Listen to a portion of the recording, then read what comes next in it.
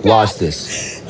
Danielle Grant is starving. I'm trying to see if I can get some food because we literally don't have anything to eat today or tomorrow. So we're going to try to make ends meet, and we can. Desperate for food, nowhere to go, Grant and many others got to the Hope Line today just to make an appointment to come back later in the week for food. Resources are slim, leaving 40% of Bronxites without money to feed themselves. Some still in shock. You heard things before, but it's like, they're not going to let people starve. That's ridiculous, but it's like, no, that's literally like what's happening. We hope the food pantries maintain open, because if they don't stay open, I really don't know what we're going to do next. We asked people their reaction to hearing that the Trump administration will partially fund the SNAP program. People say it's not going to do much. They have families to feed and already struggled at the end of every month when they were receiving the full amount. Wow, not enough.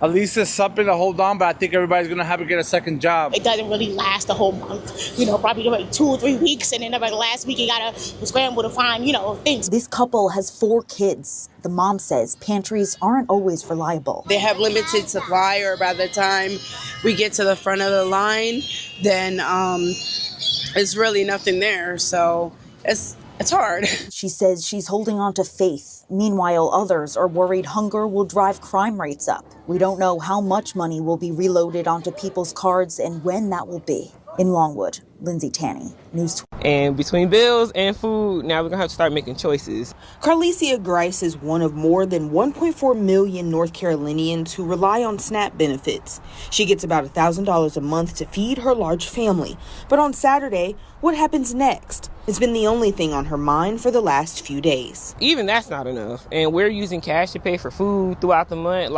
even going to pantries and just trying to make the ends meet because it's just not meeting. SNAP benefits are set to expire on November 1st. The federal government, through the Agricultural Department, sends the funds to the states. But money isn't available because of the government shutdown and a Senate stalemate between Democrats and Republicans.